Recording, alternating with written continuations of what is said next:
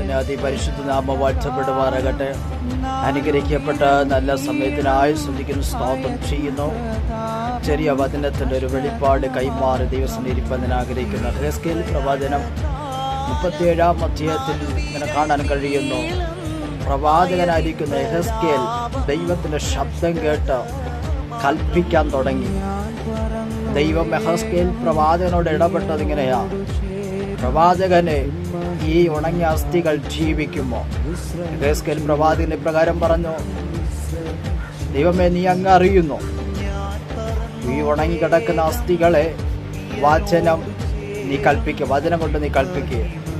ജീവനില്ലാത്ത നാളുകളായി ചതറി കിടക്കുന്ന ആ അസ്ഥികൾ ദൈവത്തിൻ്റെ വചനം പ്രവാചകൻ മുഖാന്തരം അവിടെ കൽപ്പിക്കുമ്പോൾ തന്നെ ജീവൻ പ്രാപിച്ചെങ്കിൽ ഇങ്ങനെയുള്ള പ്രവാചകന്മാരെ, അപ്പോസ്തലന്മാരെ, കർത്താവിൻ്റെ വേലയ്ക്ക് വേണ്ടി നിൽക്കുന്ന സൈന്യത്തെ ദൈവം എഴുന്നേൽപ്പിക്കാൻ പോകുകയാണ്. യഹോവയുടെ വാക്ക് കേട്ട് അനുസരിച്ച് കൽപ്പിക്കുന്നവരെ ദൈവം ശബ്ദമായി ഉപയോഗിക്കുന്ന കാലഘട്ടം ഏറ്റവും അടുത്തു വന്നു. അവൻ നിന്റെ വിഷയം അവനവ വിഷയമായിക്കോട്ടെ, ഏത് പ്രതിസന്ധി ആയിക്കോട്ടെ, ഉണങ്ങിയ അവസ്ഥയിലാണ് നീ കിടക്കുന്നത്, ഉണങ്ങിയ പല പ്രശ്നത്തിലാണ് കിടക്കുന്നത്. ദൈവത്തിന്റെ വചനം നീ കൽപ്പിക്ക, നിന്നിൽ നിന്ന് സകല ഉളവായി പുറത്തു വരും. Price the Lord. അവൻ നീ തകരുമെന്ന് ഈ ലോകക്കാർ പറയുമ്പോൾ, നാട്ടുകാരും ദേശക്കാരും കുടുംബക്കാരും പറയുമ്പോൾ, യഹോവയുടെ വചനം നീ വിശ്വസിച്ച അന്ത്യന്ത ശക്തി എന്നിൽ വ്യാപരിക്കുന്ന അന്ത്യന്ത ശക്തിയാൽ സകലം കഴിയുമെന്ന് ഉത്തമ ബോധ്യത്തോടെ നീ കൽപ്പിക്കുമെങ്കിൽ നീ ചോദിക്കുന്നതിലും നനയ്ക്കുന്നതിലും അന്ത്യന്ത പരമായി ഇരട്ടിയായി ദൈവപ്രവൃത്തി നിന്നിൽ കാണാൻ കഴിയും. Praise the Lord. ശബന റഗസ്മനാഥന. നിന്റെ ജീവിതത്തിൽ ഒറ്റപ്പെട്ടുകൾ, പ്രയാസങ്ങൾ വന്നേക്കാം. യഹോവ പ്രവാചകനോട് ഇപ്രകാരം പറയുന്നു: പ്രവാചകരെ കൽപ്പിക്ക, ഒന്ന് പ്രവചിക്ക.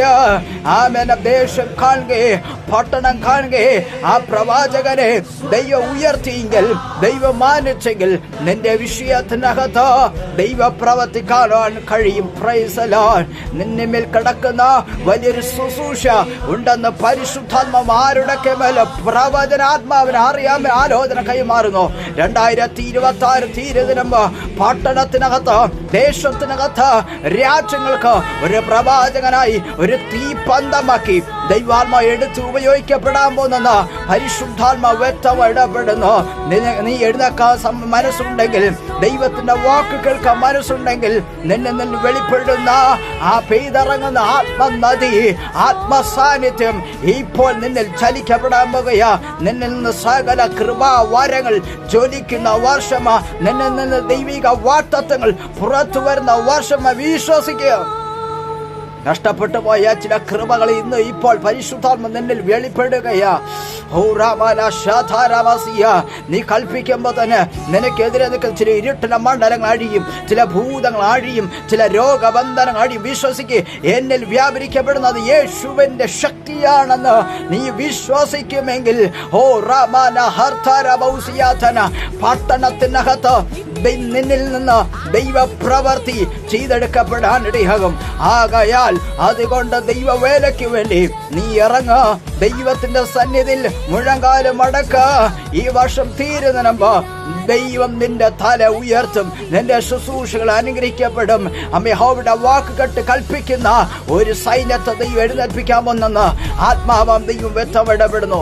ഈ വചനങ്ങൾ ദൈവം ധാരാളമായി അനുഗ്രഹിക്കട്ടെ. God bless you all.